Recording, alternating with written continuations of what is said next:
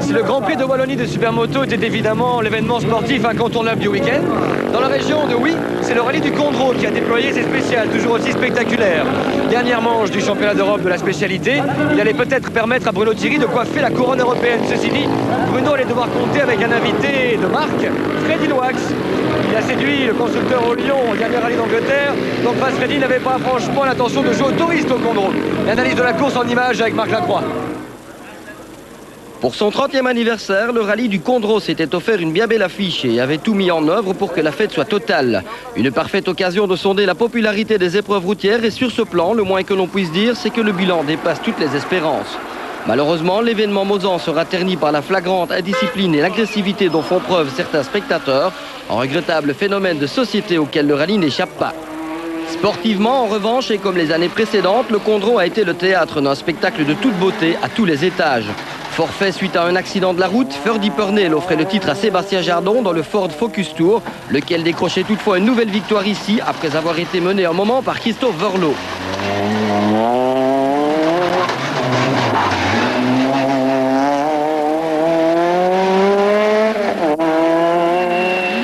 Dans le clan des Citroën Saxo, comme prévu, Rick Van Heust se limitait à accomplir une course lui permettant de ceindre la couronne de champion. Il était précédé par Dominique Genten et Stéphane Launay, qui profitaient de sa connaissance du terrain pour signer enfin sa première victoire dans le challenge. On signalera aussi la première place de 22 en N3, laquelle lui offre aussi un titre F2 Groupe N, encore inespéré il y a peu. En groupe N, la domination attendue de Xavier Busch s'est confirmée tout au long du week-end, d'autant qu'en crevant, Chris Van Wounsel perdait 5 minutes et toute chance de vaincre. Dès lors, l'attention se reportait sur la lutte pour la deuxième place, mettant aux prises Dominique Julien et Fabrice Hanchens, qui découvraient tous deux la Mitsubishi Lancer Evo 7. Après un incessant et passionnant mano à mano, le Sinassien prenait finalement le meilleur et soldait ce retour à la compétition par cet excellent accessi.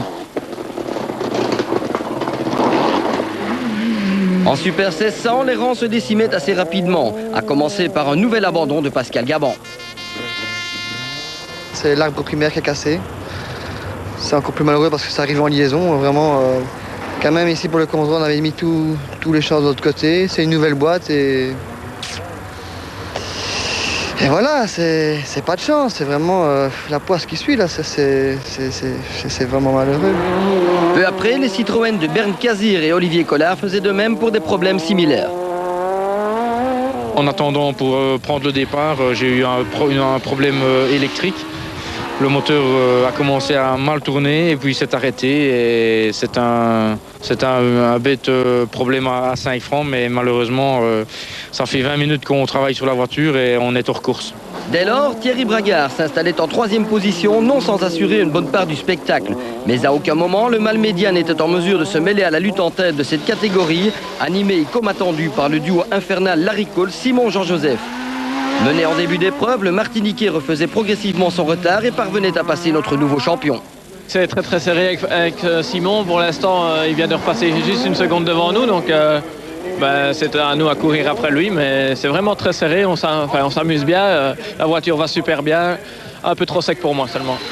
Mais l'appui dominical n'y changera rien. Manifestement en symbiose parfaite avec sa monture officielle, l'invité Renault s'imposait finalement à un Larry loin d'avoir démérité face à cette référence de pointure mondiale.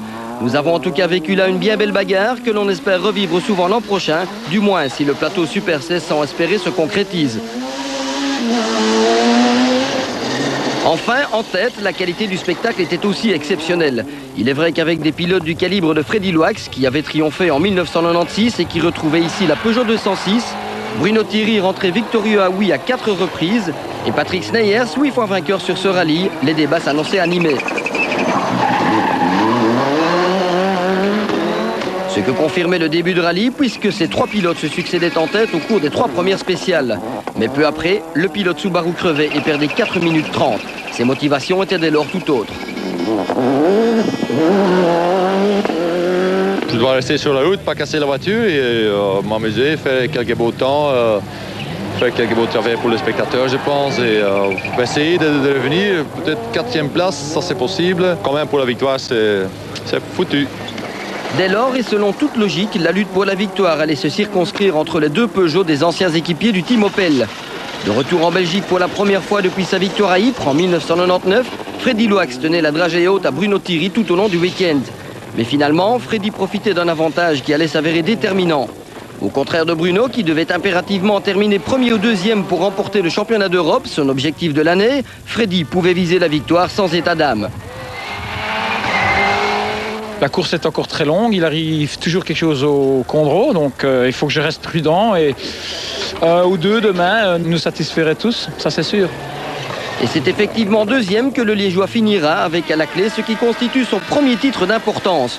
Une belle manière de ponctuer une remarquable carrière qui ne lui a pas toujours souri. Quant à Freddy, il s'appliquera fort bien pour inscrire son nom pour la deuxième fois au palmarès de cette épreuve. C'est un très bon résultat pour nous. C'est super sympa de revenir ici en Belgique et de gagner. C'était une longue course et hier, sur le Seik, c'était très difficile et Bruno était rapide. Aujourd'hui, sur le mouillé, c'était plus simple. J'étais rapide et j'avais les bons réglages. On a signé des bons temps et on a gagné le rallye. Pour être complet, nous évoquerons encore les noms de Bernard Munster, vainqueur de l'officieux classement 1-8 non WRC, David Loax qui effectuait son comeback en rallye, Timothy Van Parijs qui s'essayait à la Corolla WRC et Peter Tune, tous auteurs de prestations de choix se terminant avec plus ou moins de bonheur selon les cas. Voilà pour cette saison 2003 sur laquelle nous ne manquerons pas de revenir en détail dans les semaines qui suivent.